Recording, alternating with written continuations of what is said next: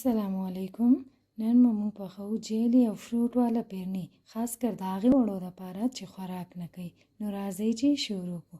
د ټول نه اول به 1 کپ پی واخلو او په هغې کې به 15 چمچې پیرني چې دا هغه ور واچو او په ښکلې طریقه سره به یې میکس کړو چې غوټې غوټې ترې ټولې ختمې شي.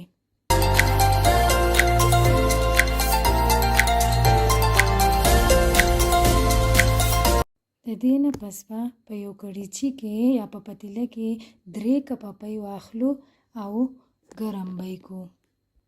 د ګرمېدو نه پس به د خپلې ذائقې مطابق یا تقریبا 1/2 کپ چیني چې د هغه به شامله کړو. چې کله پی وخوټ کېږي نو کومه پیرني چې موږ په پیو کې حل کړې وه هغه به ورته ورهچو او سمڅۍ به پکې مسلسل تاوهو چې دا چم نشي یا غوټې غوټې چې دی هغه نشي. تقریبا د 6 منټو نه والا د 2 منټو پورې به موږ پیرني پاخه کړو.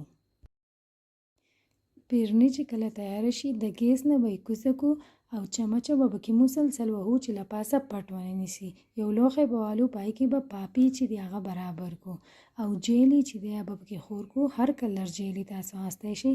موږ شین او سور جیلی چې دی هغه پکې ور واچوو.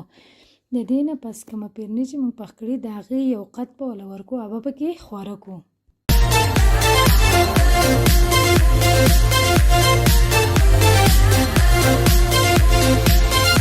نه پس به فروټ پکې ور واچو. تاسو د خپلې خوښې مطابق فروټ شاملولی شئ. موږ پکې کیله او مڼه شامله کړې ده.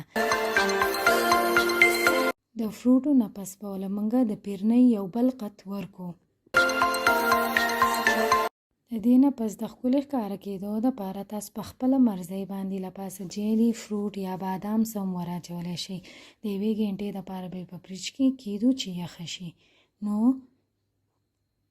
تیاره ده زموږ پیرني. که ستاسو موږ دا ریسیپي خوښ شي نو پلیز لایک، شیر او سبسکرایب یې کړئ.